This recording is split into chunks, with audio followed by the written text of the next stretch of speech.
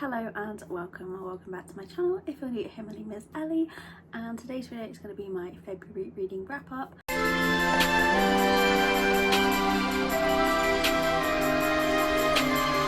I read a total of 12 books this month and I had some amazing 5 stars and some that were kind of a miss and a few DNFs. So I don't talk about DNFs on my channel, but I have started to actually track all of the books that I DNF, and I thought every quarter I might do a video talking about books that I have DNF. So if that sounds like something you want to see or something you'd be interested in, then please let me know. But anyway, let's get on with the wrap up. The first book I read this month was All Your Twisted Secrets by Diana Urban.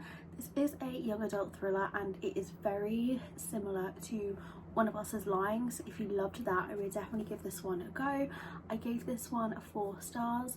So in this we have 6 high school seniors and they're all invited to a meal at this hotel, I think it was, and it's because they've all been told that they've been awarded a scholarship.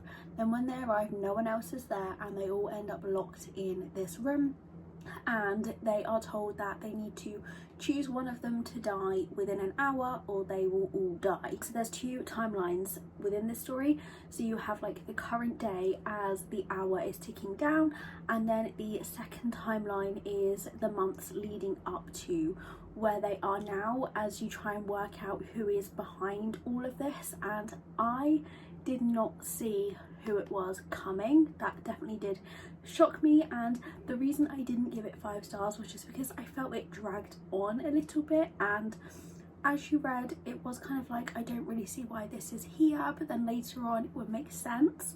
But I just felt like some bits weren't really needed and it did drag on quite a bit. It's not necessarily like a long book, but I felt some of it could have been taken out because I did start to get a little bit restless, but I wanted to obviously continue to find out who was behind it all. And then the ending, I'm left with more questions, and maybe that was done on purpose, but I was just like so frustrated because I need to know what happens next and you don't get to find that out. So I really did love it. There was just like a few little things that took it down from a 5 star for me. Then the second book I read was If the Crown Fits by Liane Guillemey. I'm probably saying that completely wrong. This is a book that I was sent by Joff Books, and this is the first book in the Twisted Crowns trilogy, and I gave this 3 stars. I absolutely love the cover of this one. So in this one we follow Lara, and she is a thief known as the Masked Bandit, and like everyone in this place knows of the Masked Bandit but no one knows who they are. And it starts off with her on a task to steal something from the royal family, and she doesn't realise that she's actually been set up, and she gets caught, and she is really angry about this because, you know, she's so good, she's never been caught. And yeah, it turns out that she was set up because I think it was the prince wanted her to steal something for him, so he set up this elaborate plan to ask the Masked Bandit to steal something for him so that he could find out who it was. And then she is asked to pose as a princess, and I really liked the plot and I really liked the idea. I just found myself getting quite confused with it at points, and it was kind of hard to follow. There was a lot going on, and the story itself, like, it would get really good and then something would happen and then it would just kind of stop halfway through the scene and then never to be mentioned again, and it just felt kind of choppy. I'm not sure if this is the author's first book. Like, it was really good. I just think there's like a lot that could have been improved on it. Joff Books messaged me the other day saying that they wanted to send me the second book, so I am really interested in that, just to see if there is kind of any change in that writing style that I found to be a bit choppy, because yeah, I feel like there's so much potential with this. It just maybe wasn't executed the best, but if it's like the author's first book, then, you know, I completely understand that. So I'm intrigued to see where this is going to go, and hopefully it's only going to get better from here. Then I read Kian by Tijan. So I listened to the audio and read the ebook of this one, and I gave it 3 stars. I was a little bit disappointed with this one. I've heard so many good things about this author, so I went in with really high expectations, and yeah, this book just wasn't quite what I thought it was going to be. And I was reading the reviews after, and I think a lot of people felt similarly to me, so I'm glad that like it wasn't just me. This one we followed Jo, and she is at college and she's keeping this really big secret from everyone as she is someone completely different. Like, she's got this whole fake identity, and you find out why. So Kian, the male main character in this story, killed Jo's stepfather, and he has been in jail. And Jo kind of, I don't think she actually went under witness protection, but like she like changed her name and moved away because so many people hated her for like the whole situation, even though like it wasn't her fault, because Kian was like well known in the town and he was really popular and no one could like understand why he would do this for her. So she just became really hated, so she just moved, got a whole new identity and started over at college.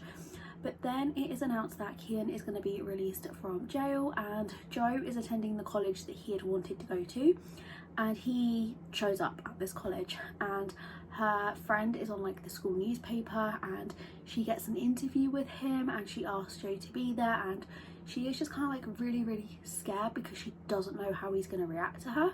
And then there was like another potential love interest in this, which was Jake, and I honestly preferred him over Kian, and I just thought this was going to be like a bit darker than what it was. And again, like, it wasn't bad, I just think it wasn't what I thought it was going to be, so that may have just been like my own fault. I was kind of tempted to DNF it when I was reading the ebook version, but like the audiobook of it kept me like engaged, so I did end up finishing it. The fourth book I read was Lucky Number 11 by Adriana Locke. I've read one other book by this author and I didn't really like it, so I was kind of hesitant to pick this one up, but I ended up giving it 4 stars, and it could have been a 5-star, but there was a plot point introduced and I didn't know that this was going to be a plot point, and it just kind of ruined the whole book for me. I don't know if I should like say it because I feel like it's kind of a spoiler, but like if you love that kind of trope, then like you would love this.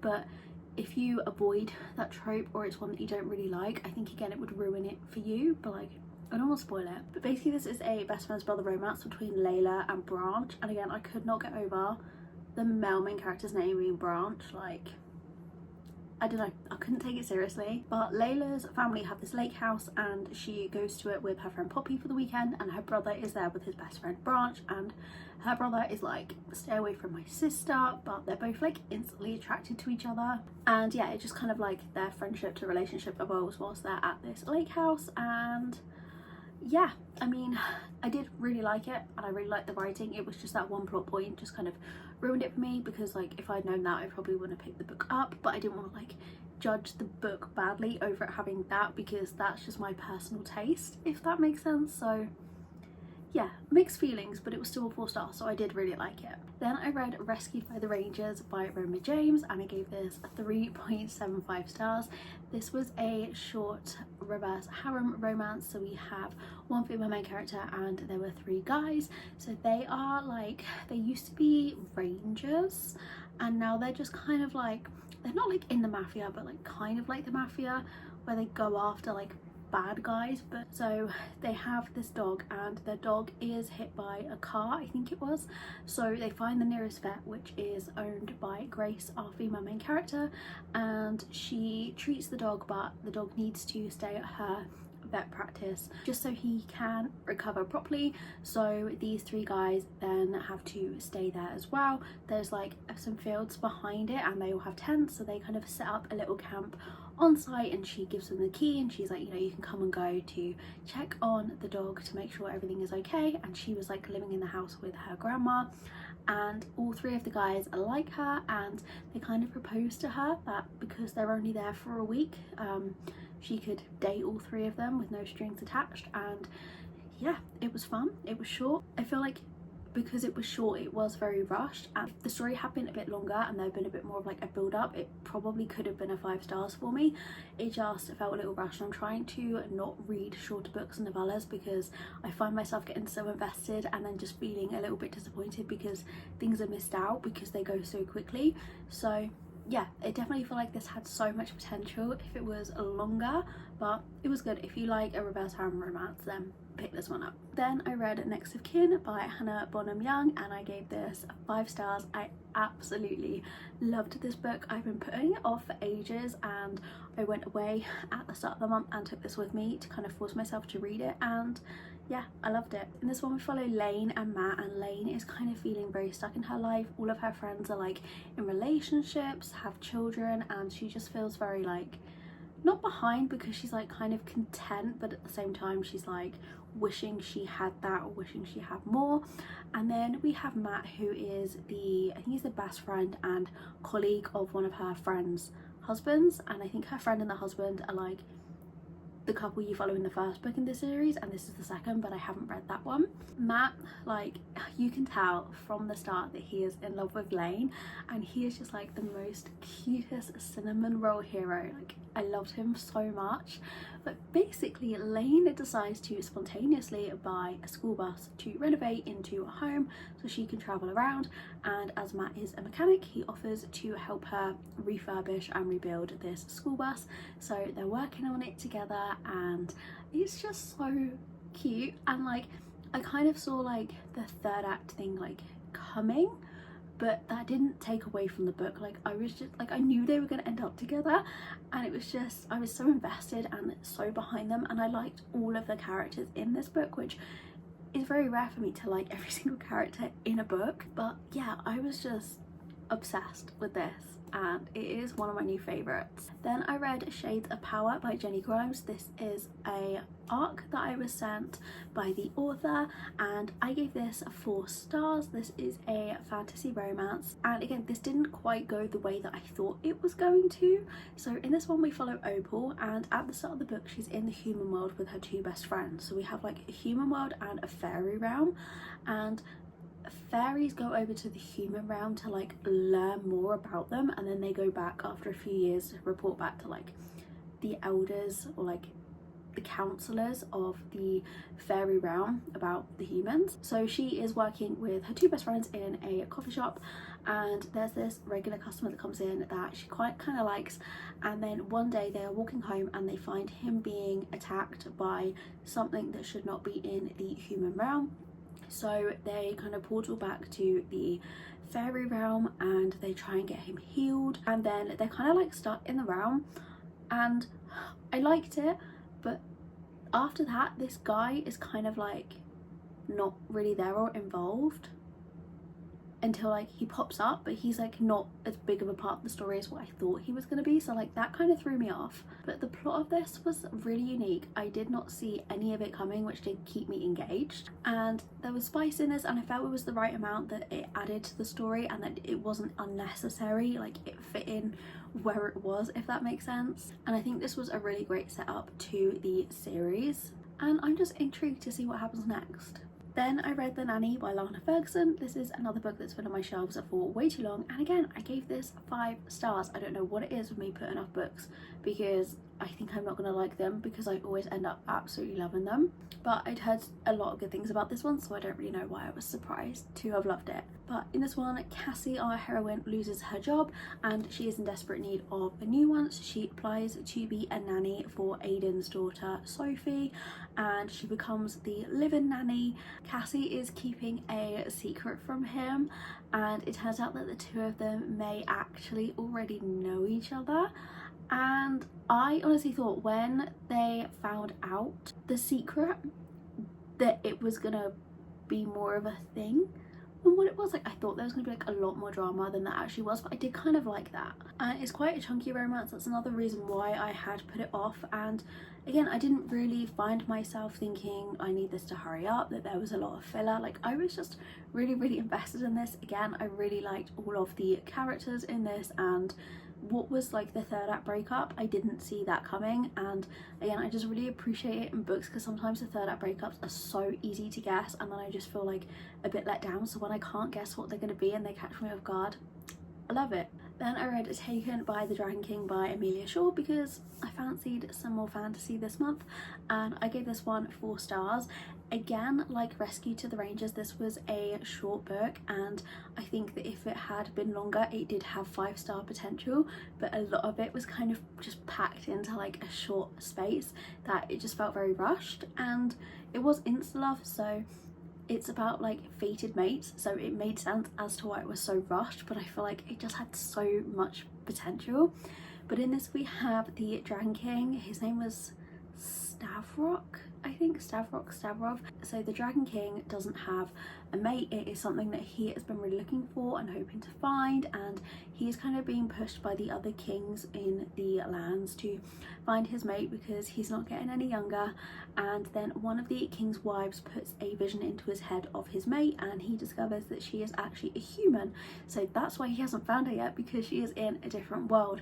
So he goes to the human world and he kind of just shows up on Lucy's doorstep and takes her away, and she thinks that she is dreaming because there's no way dragons are real. There's no way she is literally being swooped off her feet by a dragon, and she just thinks for their whole first night together that she is dreaming, until the morning she realizes that she wasn't and it was real, and she kind of has to decide whether she wants to stay with the Dragon King, that is her supposed fated mate, or does she go back to her life in the human world with everything that she knows. And yeah, it was good. I just wish there was more to it. The 10th book I read was Stroke of Midnight by Kay Webster. Again, I listened to this partly on audio and read the ebook version, and I gave this 5 stars. So I haven't been reading a ton of spicy romance. It's just not really my thing anymore. I think I've just read so many books within, I just kind of got bored of it. So I haven't been reading much, and I don't really read dark anymore. And I feel like to some people this probably wouldn't be a dark romance, but with what I read, this was dark, but I loved it. 5 stars. So in this one we have Winston, and he is like a grumpy boss, and Ash, our heroine, is his cleaner, and she doesn't do a good job, so he hauls her into the office to tell her what he thinks, and he ends up striking a deal with her, and he basically becomes her sugar daddy, and he likes to embarrass her in public, and he gives her good paychecks for doing that. And it was very spicy. It was an age gap, and yeah, it was forbidden, and I was really hooked on it. I think it's part of a trilogy. There's 3 books that follow this couple, and I need to know what happens next. I need to know, but I just enjoyed this so much more than I thought I was going to, because like I said, it's not something that I typically read anymore, but it was so good. Like, if you love a spicy romance, if you love an age gap forbidden workplace, like, read this. Then I read Advice from a Jilted Bride by Piper Rain, and I gave this 3.75 stars. A small town romance. We have Brooklyn, and she is left at the altar on her wedding day. So she leaves the church and she goes to what was supposed to be her new apartment with her husband, and she's trying to get out of the lease on that, but she cannot get out of it, so she is kind of forced to stay living there and start this new life without him. And the male main character ends up moving in next door, Wyatt, and he is only in town for a short time. He doesn't tell anyone who he really is, and he ends up working with Brooklyn, and like I said, they're neighbours, and he just kind of keeps an eye on her. They both really like each other, but because he's not there for a long time and she's just getting over this heartbreak, they don't really want to act on it. But yeah, I mean, I liked it, but again, there were just like a few things. So Brooklyn had 9 siblings, and at the start it was extremely hard for me personally to follow, because they were all like running in and out, and all of them were like talking, and all of their names were like named after places. So, like, she's Brooklyn, and then there was like Savannah, Sedona, Austin, Rome, like they were all named after places, and I just found it very overwhelming and hard to follow with that amount of people at once. And like, whenever they had a family gathering, there was just like so many characters all talking. It just, I'm assuming that there's that many characters because it's part of a big series and every sibling gets a book, but I felt like there was just too many siblings. Then the final book I read this month was Monday Night Guy by Liz Lovelock. Again, this was one that I listened to on audio and read the ebook, and this was a 3 star. Now, when I started this book on audio, for the first like 10 chapters, I was convinced this was going to be a 5-star read. And then it just kind of went downhill. Again, the female main character, she just got a bit annoying and kind of ruined it for me.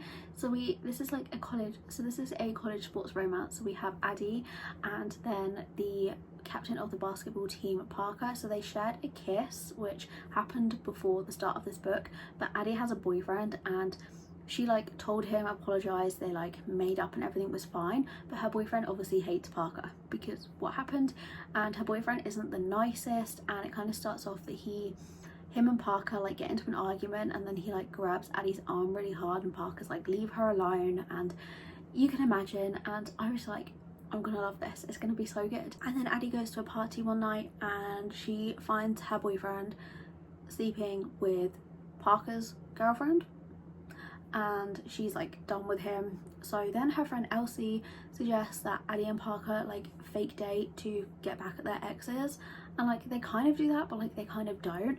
And I don't know, like I felt like when they were saying I love you, I just felt like it was like way too rushed. How to describe what it was that I didn't like about her, but it went downhill, and I don't really know why.